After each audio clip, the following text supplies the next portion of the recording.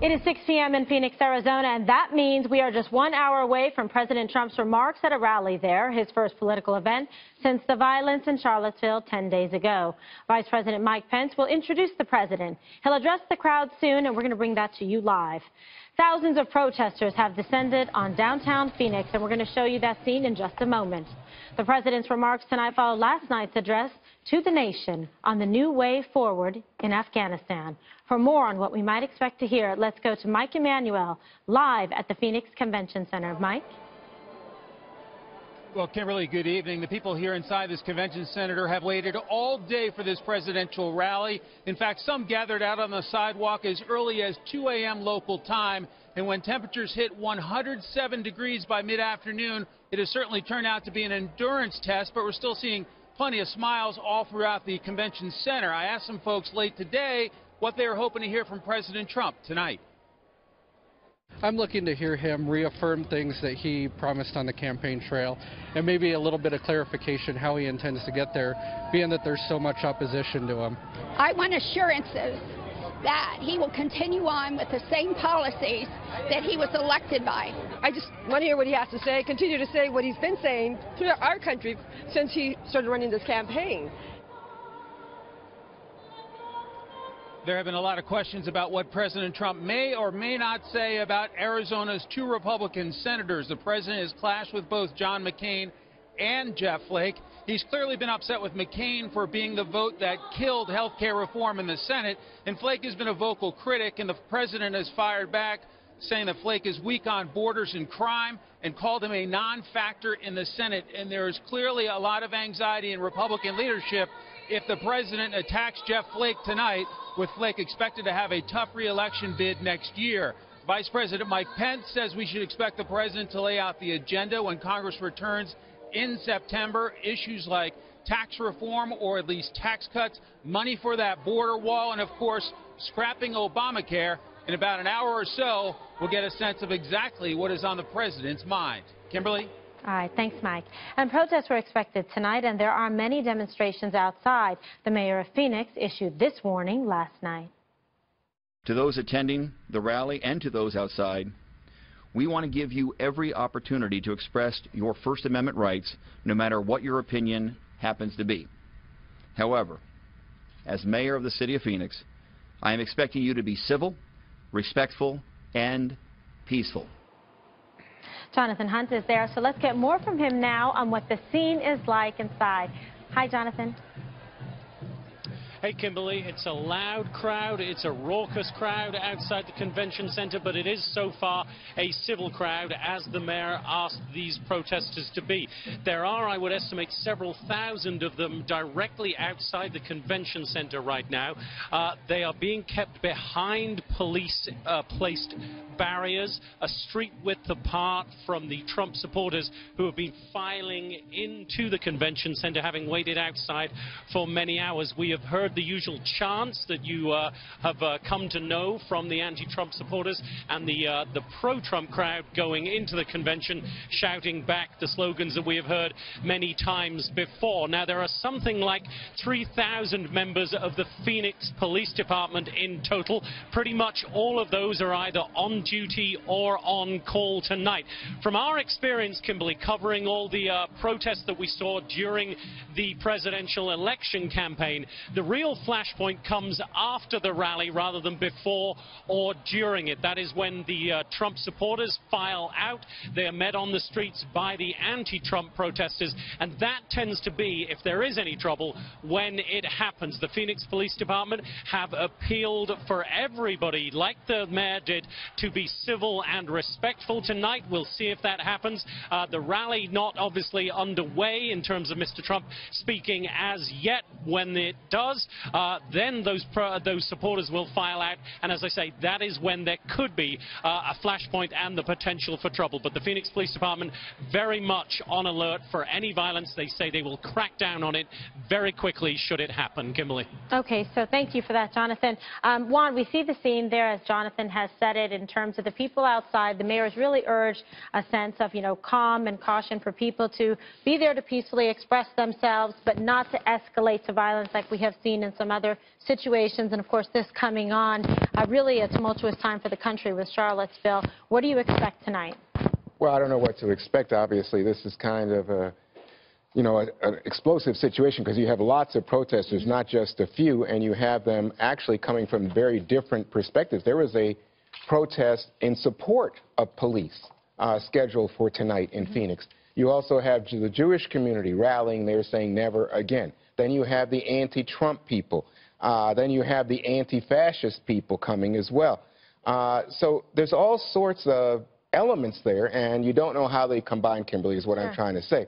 I do think one important aspect is you said this comes 10 days after what we saw in Charlottesville, and there was a potential for a specific fuse that could ignite some of these crowds, and that was whether or not President Trump would pardon former Sheriff Joe Arpaio. But now Arpaio has said he's not coming, and what we heard from the White House today was there will be no action on a potential pardon of Arpaio anytime today. So I guess that means not at this event. The real tension comes with internal Republican politics. People like John McCain, people like Jeff Flake are not fans of the president. Flake has a best-selling book out.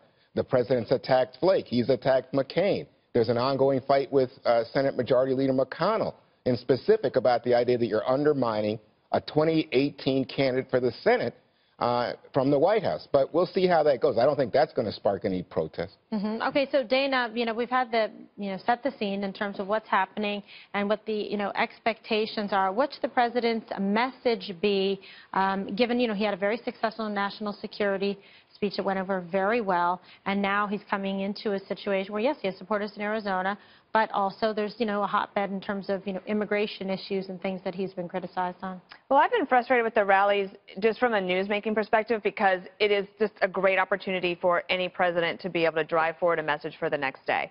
So he gave the national security speech last night. Tomorrow he speaks to the American Legion. I do think in the top 5 to 7 minutes he should refer back to that speech so that he can continue on that theme for the week.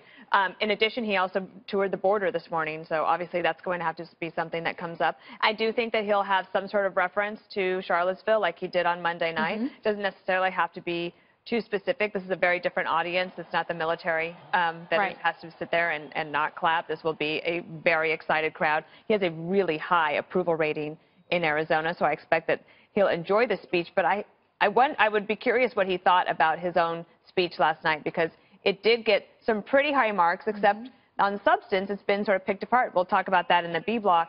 And I wonder how he actually feels about that. But he didn't tweet today, so I don't know. He's been unusually quiet. But again, you make the great point that he's going to be in front of a really welcoming crowd, people that are really feeling the president. So he should get some enthusiasm and energy from that. Just one quick follow-up. There's some concern that perhaps if he makes any comments specifically about the senators there, I believe I heard the esteemed Brian Kilmeade say that on The Specialist earlier today. I usually provide transcripts. I slide them under your door. At the end of the show. So thanks for reading them. I saw you. What do you think, Dana? He's going to stay away from that? Message discipline?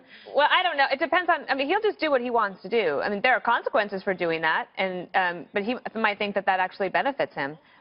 Senator Flake is not going to be there tonight, but I know the governor saw him at the airport. But I think that that's also fine. I think that they agree on a lot more than they disagree on. And in fact, the president will want and can count on his vote, meaning Senator Flake, when it comes to tax reform this fall. If that's the most important issue, I would just drive forward on that. All right. Brian, you got some gas left in the tank, don't you? You've been here since 3 a.m. Yeah, but I'll tell you, I'm fascinated. And I didn't realize he didn't tweet at all today. And if you just take a look at what's happened, Saturday, his tweets were right on the money on the Boston protest. The Boston police who responded great. I thought he actually saluted the protesters who showed up to speak out against hate.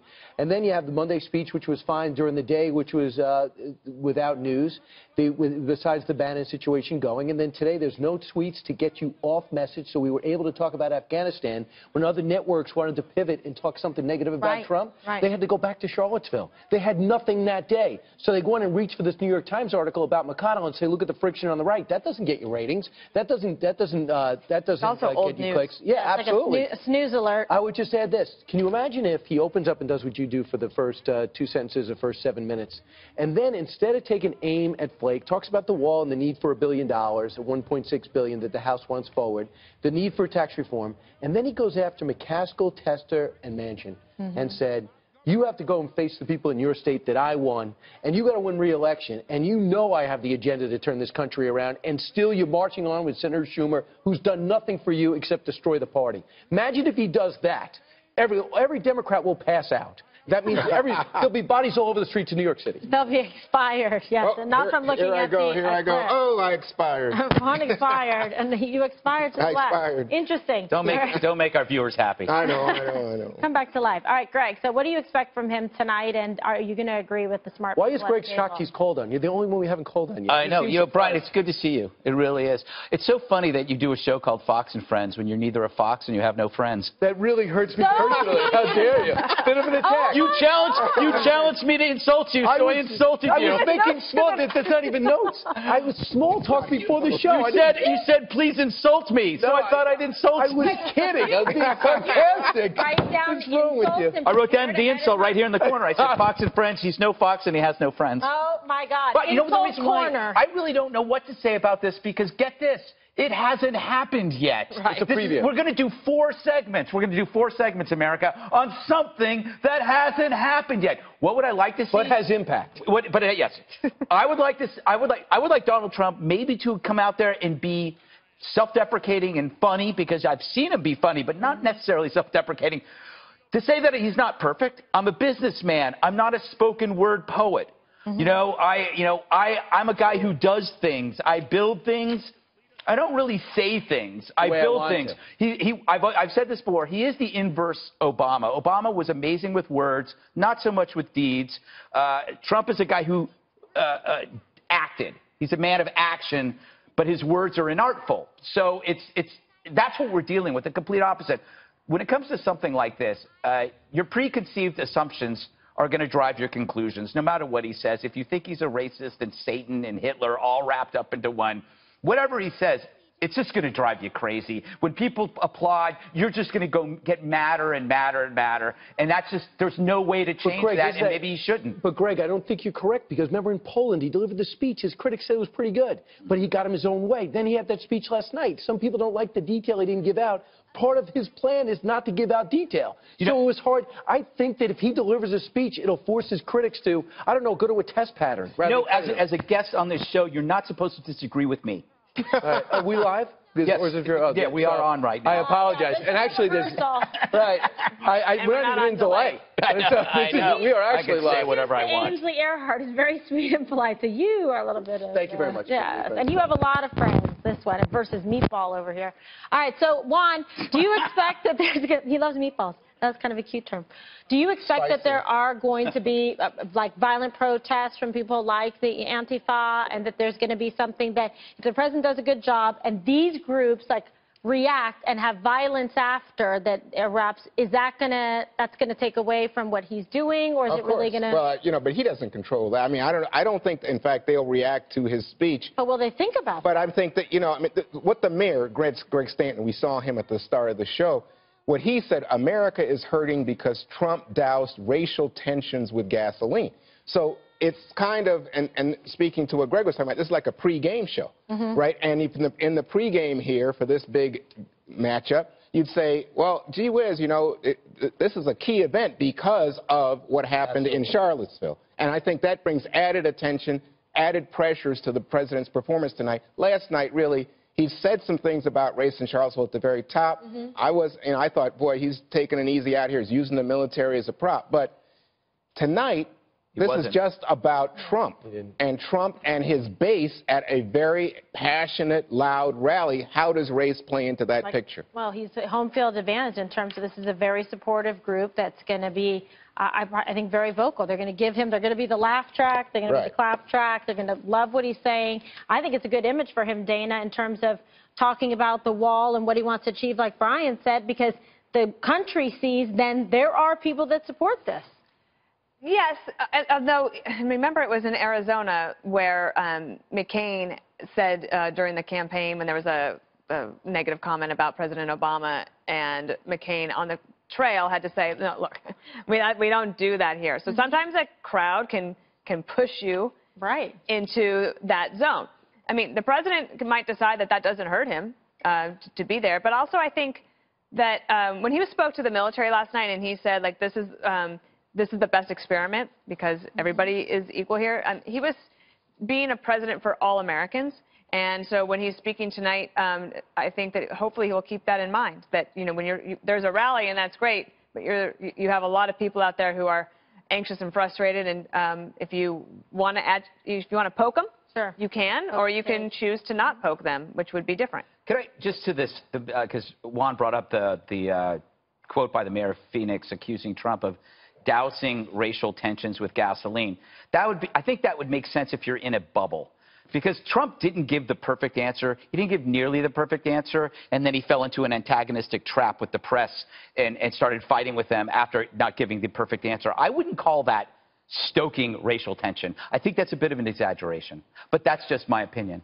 Stoking, dousing, I know what you're saying. Yes. Right. But your best thing was self-deprecating. I think that would be the best thing to do. He indicated he could do that yesterday. It's too late. It's too late, Brian. I would say I don't want to talk to you humility is different than self-deprecating. So nice. I don't think this is his Okay, anyway, so you're looking at a live shot there of Phoenix, Arizona.